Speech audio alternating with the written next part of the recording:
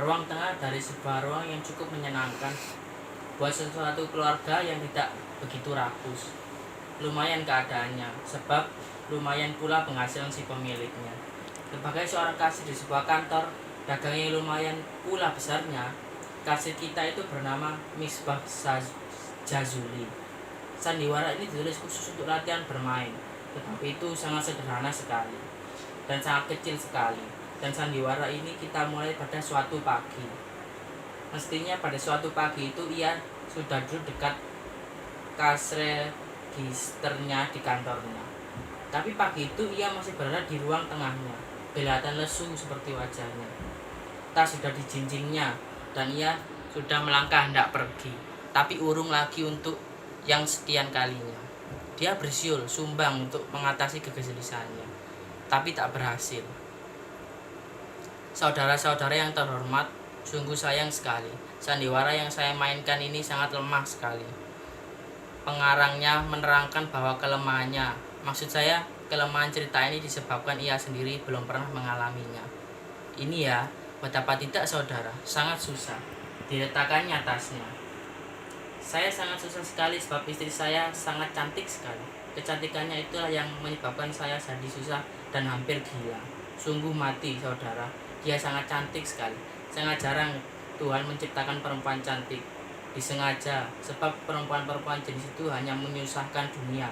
Luar biasa saudara, bukan main cantiknya istri saya itu. Hampir-hampir saya sendiri tidak percaya bahwa dia itu istri saya. Saya berani sumpah, dulu sebelum dia menjadi istri saya, tak kala saya bertemu pandang pertama kalinya di suatu pesta, berkata saya dalam hati, maulah saya menyepek telinga kiri saya dan saya berikan padanya sebagai mas kawin kalau suatu saat nanti ia mau menjadi istri saya. Tuhan Maha Pemurah, kemauan Tuhan selamanya sulit diterka. Sedikit banyak rupanya suka akan surprise. Buktinya, meskipun telinga saya masih utuh toh, saya telah berumah tangga dengan Supraba selama 5 tahun lebih. Aduh cantiknya, saya berani mempertaruhkan kepala saya bahwa bidadari itu akan tetap bidadari walaupun ia telah melahirkan anak saya yang nomor 2. Saya hampir tidak percaya pada apa yang saya lihat. Tubuh yang terbaring itu masih sedemikian utuhnya. Cantik. Kata cantik pun tak dapat pula untuk menyebutkan keajaibannya. Cobalah seandainya suatu ketika gadis-gadis sekolah berkumpul dan istri saya berada di antara mereka. Saya yakin saudara-saudara pasti memilih istri saya, biarpun saudara tahu bahwa dia seorang janda lesu. Ya saudara, kami telah bercerai 2 bulan lalu. Inilah kebodohan sejati dari seorang laki-laki. Kalau saja amarah itu tak datang dalam kepala, tak mungkin saya akan sebodoh itu menceraikan perempuan ajaib itu. Semua orang yang waras akan menyesali perbuatan saya, kecuali para koruptor, sebab mereka tak mampu lagi menyaksikan harmoni dalam hidup ini. Padahal harmoni adalah keindahan itu sendiri. Dan istri saya harmonis dalam segala hal, sempurna. Menarik napas. Bau parfumnya, baunya 1000 bunga, sedap malam di kala malam. 1000 melati di suatu pagi, segar. Telepon pun berdering. Itu dia, sebentar. Selama seminggu ini setiap pagi ia selalu menelpon, selalu ditanyakannya, sarapan apa kau mas?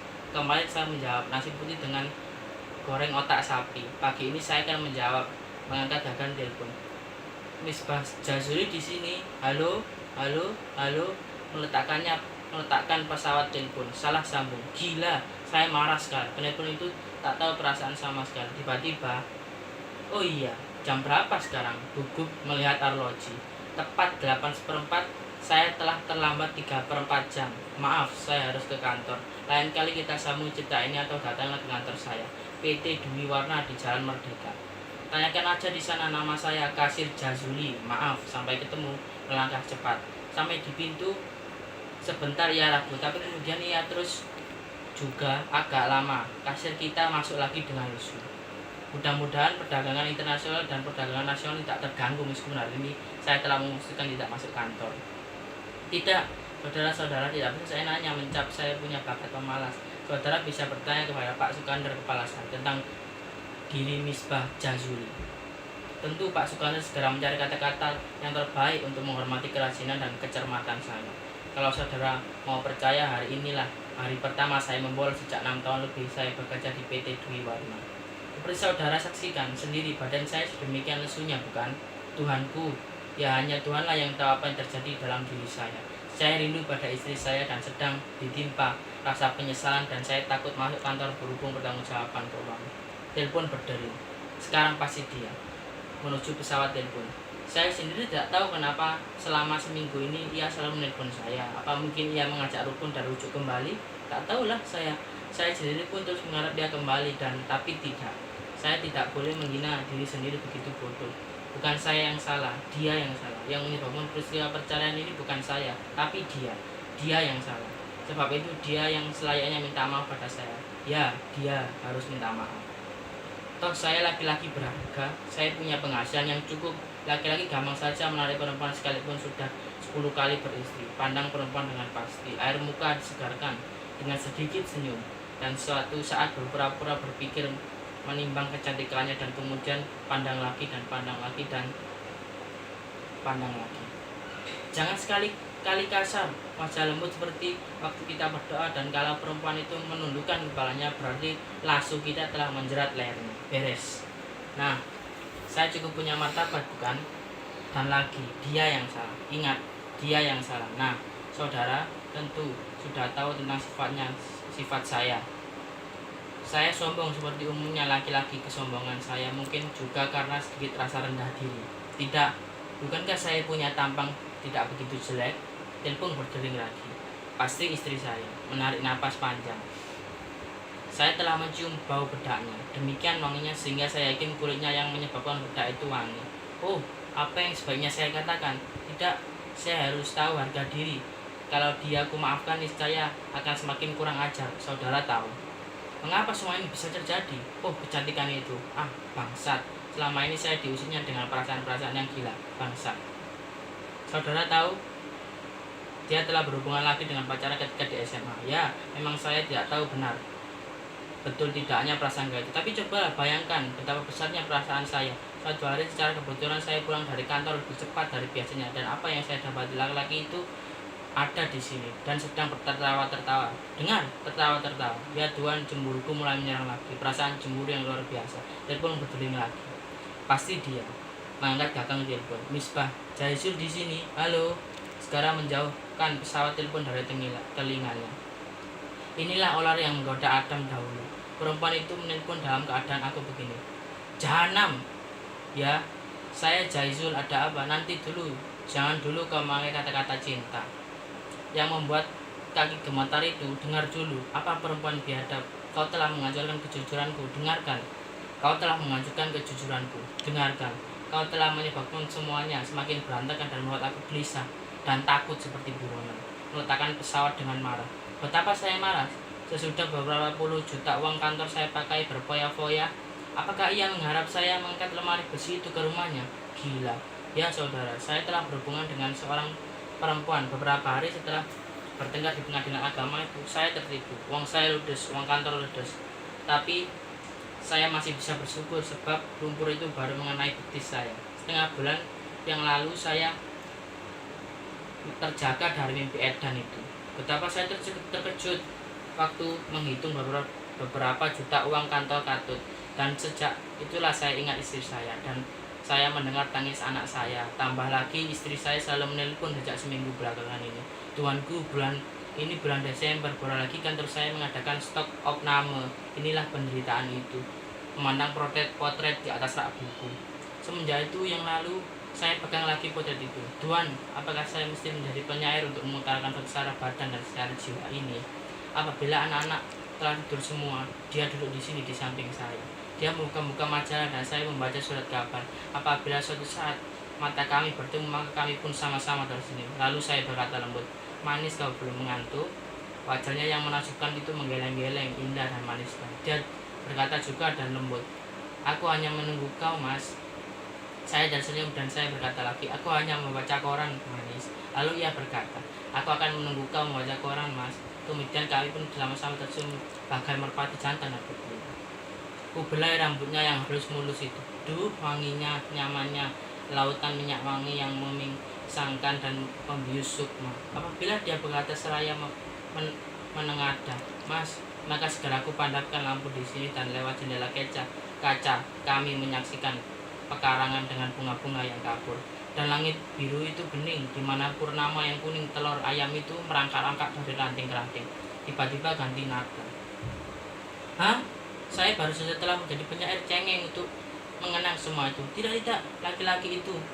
Sebentar, saya belum menelpon ke rumah. Bukan, sebentar. Diangkatnya pesawat telepon itu. Memutar nomornya. Halo? Minta 1237 Utara. Halo? Saudara Anif. Kebetulan ya. Ya mungkin pula influenza. Yang pasti batuk dan pilek. Saudara ya? Ya, saudara Anif. Saya akan merasa senang sekali kalau saudara sudi memintakan pamit saya kepada Pak Sukandar. Terima kasih ya. Apa? Saudara bertemu dengan istri saya di sebuah restoran. Nada suaranya naik. Apa? Dengan laki-laki? Tentu saja saya tidak boleh marah, saudara. Dia bukan istri saya. Ya, halo.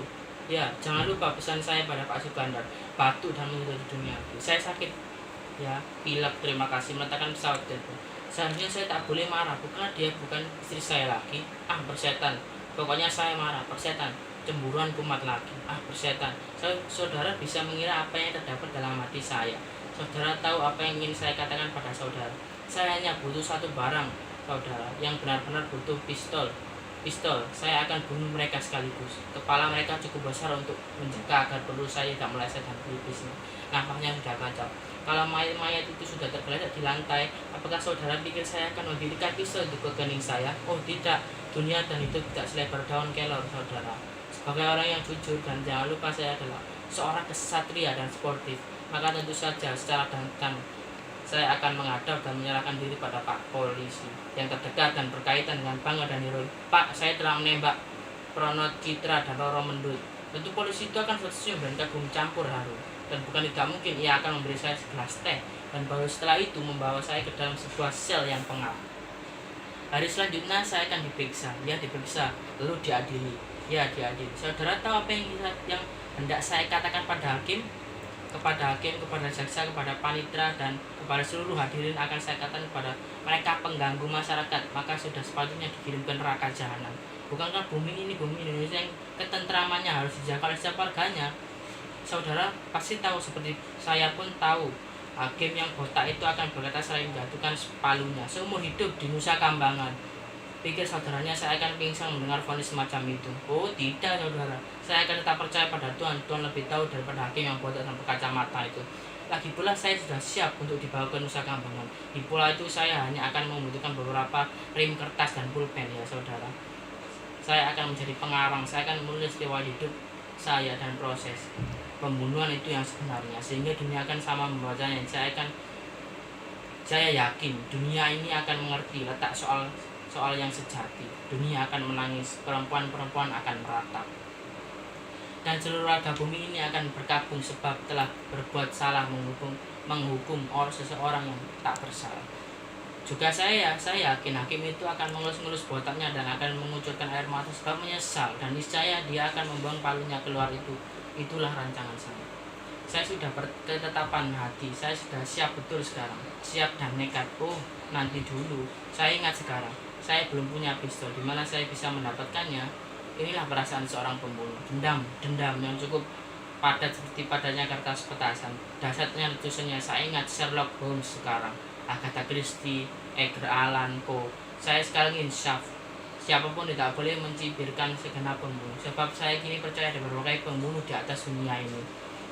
Dan yang ada di hadapan saudara ini bukan pembunuh sembarangan. Jenis pembunuh ini adalah jenis pembunuh asmara. Nah, saya telah mendapatkan judul karangan itu, Pembunuhan Asmara. Lihatlah, dunia telah berubah hanya dalam beberapa anggukan kepala. Persetan, di mana pistol itu dapat saya beli? Apakah saya harus terbang dulu ke Amerika, ke Dallas? Tentu saja tidak mungkin, sebab itu berarti memberikan mereka waktu untuk melarikan diri sebelum bekuk lehernya. Oh, betapa marah saya. Darah saya seperti akan meledak saya. Betapa sampai saya ingin menyobek dada ini. Oh, saya sekarang merasa bersahabat dengan Othello. Saudara tentu kenal dia, bukan? Dia adalah tokoh pencemburu dalam sebuah drama Shakespeare yang terkenal, Othello. Dia bangsa Moor, sedang saya bangsa Indonesia. Namun sengsara dan senasib akibat kejahilan cantik anak cucu Hawa. Telepon pun berdering. seperti seekor harimau. Iya, itu dia mengangkat pesawat telepon dengan kamera. Halo, ya di sini Jazuli, kasir, ada apa? Tiba-tiba berubah. Oh maaf Pak Sukandar, kepala saya, maaf Pak. Saya kira istri saya. Baru saja marah-marah. Ya memang saya ya Pak. Ya tertawa. Ya Pak, batuk-batuk menyedot hidungnya. Influenza. Ya mudah-mudahan ya Pak. Ya. Saudara, dengarlah. Dia mengharap saya besok masuk kantor untuk pemberesan keuangan. Ya. Insya Allah Pak, ada pegawai baru. Siapa Pak? Istri saya Pak. Iya Pak, batuk-batuk dan menyedot hidungnya. Ya Pak, terima kasih Pak. Besok meletakkan telepon. Persetan, saya yakin istri saya pasti kehabisan uang sekarang. Apakah saya mesti mengasihani dia? Tidak, saya mesti membunuhnya. Seakan menusukkan pisau singa betina. Ya sebaiknya dengan pisau saja. Pisau. Telepon pun berdering. Persetan, sekarang pasti dia mengangkat telepon. Kasir di sini, kasir PT Dwi Warna, apalagi jahanam, ular betina yang telah menjadikan aku koruptor itu. Jangan bicara apa-apa, tutup mulutmu. Mulutmu bau busuk, aku bisa mati mendengar kata-katamu lewat telepon. Cari saja laki-laki yang lain yang hidungnya besar, penggoda, cari yang lain. Toh kau seorang petualang. Meletakkan pesawat telepon. Jahanam, apakah saya mesti membunuh 3 orang sekaligus dalam seketika? Oh iya, tadi saya sudah memikirkan pisau. Ya, pisau pun cukup untuk menghentikan jantung mereka berdenyut. Sayang sekali, pengarang sandiwara ini bukan seorang pembunuh, sehingga hambarlah ceritanya. Tapi tak apa, toh saya sudah cukup marah untuk membunuh mereka. Namun sebaiknya saya maki-maki dulu Alisa yang nista itu. Saya harus menelponnya. Kemana saya harus menelpon? Tidak, lebih baik saya rancangkan dulu cara masak-masak semuanya sekarang. Demi Allah saudara, mesti mengerti perasaan saya. Bilanglah pada istri saudara-saudara, manis, jagalah perasaan suamimu supaya jangan bernasib seperti Jazuli. Ya, memang saya adalah laki-laki yang malang, tetapi semuanya sudah terlanjur. Saya pun telah siap dengan menyesal sekali saya akan menjadi seorang pembunuh dengan sandiwara ini. Seperti mendengar telepon. Halo, Jazul di sini. Saya kira berdering telepon tadi. Nah, saudara bisa melihat keadaan saya sekarang. Mata saya betul-betul gelap, telinga saya betul-betul peka. Saya tidak bisa lagi membedakan telepon itu berdaring atau tidak. Artinya sudah cukup masak mental saya sebagai seorang pembunuh. Tapi seorang pembunuh yang baik senantiasa merancangkan pekerjaan dengan baik, pula seperti halnya seorang kasir yang baik. Mula-mula nanti malam tentu saya masuk di halaman rumahnya. Saya berani mempertaruhkan separuh nyawa saya. Pasti laki-laki itu ada di sana dalam bulan yang diterangi kabut. Saya bayangkan begitulah suasananya. Bulan berkabut, udara beku oleh dendam, sementara belati telah siap tersembunyi di pinggang dalam kemeja. Saya ketok pintu serambinya. Mereka pasti terkejut. Lebih-lebih mereka terkejut melihat pandangan mata saya yang dingin, pandangan mata seorang pembunuh. Untuk beberapa saat akan saya pandangi saja mereka sehingga badan mereka bergetaran dan seketika menjadi tua karena ketakutan. Dan sebelum laki-laki itu sempat mengucapkan kalimatnya yang pertama, pisau telah tertancap di usarnya. Dan pasti istri saya menjerit, tapi dalam perutnya tentu. Saya akan menarik nafas lega. Kalau mayat-mayat itu telah kaku, terkapar di lantai, saya akan berkata, terpaksa, jangan salahkan saya, keadilan menuntut balas. Tiba-tiba pening di kepala. Tapi kalau sekonyong-konyong muncul kedua anak saya, Ita dan Imam, kalau mereka bertanya, Pak, ibu kenapa Pak? Ibu Pak memukul-mukul kepalanya. Tuhanku, dengan duduk. Dia melamun sekarang. 2 orang anaknya, Ita dan Imam, 5 dan 4 tahun menari-nari di sekelilingnya. Di ruang tengah itu dengan sebuah nyanyian kanak-kanak. Bungaku, saudara-saudara bisa merasakan hal ini. Mereka sangat manisnya. Lihatlah, saya tidak bisa lagi marah. Saya pun tak bisa lagi peduli pada apa saja selain kepada anak-anak saya yang manis itu. Saya tidak tahu lagi apakah istri saya yang cantik, apakah tidak. Saya tidak tahu lagi apakah laki-laki itu jahanam atau tidak. Saya hanya tahu anak-anak itu sangat manisnya. Betapa saya ingin melihat lagi bagaimana mereka tertawa. Tak ada yang lain mutlak harus dipertahankan kecuali anak-anak itu. Saudara-saudara mengerti maksud saya? Apakah hanya karena cemburu mesti merusak kembang-kembang yang telah bermekaran itu? Balerina kecil itu menari bagai-bagai malaikat kecil. Semangat hidupnya sejati dan keberanian yang sejati timbul dalam diri begitu. Saya ingat Ita dan Imam, anak-anak saya. Seakan-akan mereka berkata, Pak, susullah ibu, Pak. Pak, ke kantor lah, Pak. Ya Ita, ya Imam. Malaikat-malaikat kecil itu gaib menjelma udara. Saya harus pergi ke kantor, akan saya katakan semuanya pada Pak Soekarno. Saya akan mengganti uang itu. Setelah besok saya jual beberapa barang dalam rumah ini. Setelah semua beres, saya akan mulai lagi hidup dengan tenang dan tawakal kepada Tuhan. Hari ini hari Jumat. Di masjid setelah sembahyang, saya akan minta ampun kepada Allah.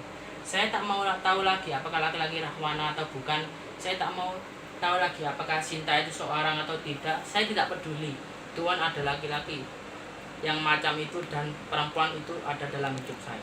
Semuanya harus saya hadapi dengan arif. Sebab kalau tidak, Indonesia akan hancur berhubung saya menelantarkan anak-anak saya, Ita dan Ita.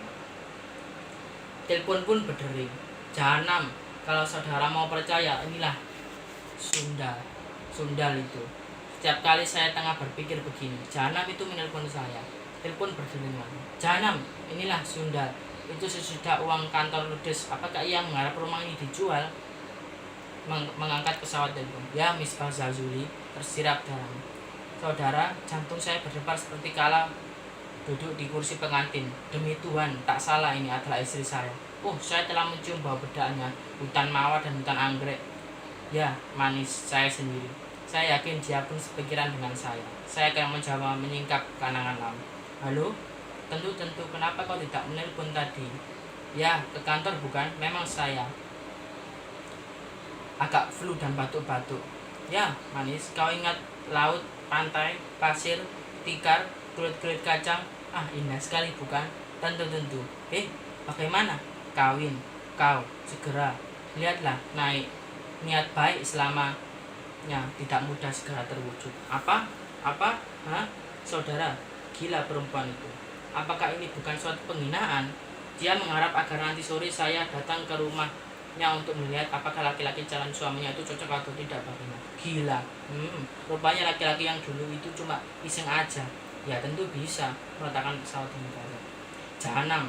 Saudara tentu mampu merasakan apa yang saya rasakan. Beginilah kalau pegangan sandiwara ini belum pernah mengalami peristiwa ini. Beginilah jadinya. Saya sendiri pun jadi bingung untuk mengakhiri cerita ini. Tiba-tiba persetan pengarang itu. Jam berapa sekarang? Persetan semuanya. Yang penting saya akan ke kantor meski sudah siang. Dari kantor saya akan langsung ke masjid. Dari masjid saya akan langsung ke rumah mertua saya.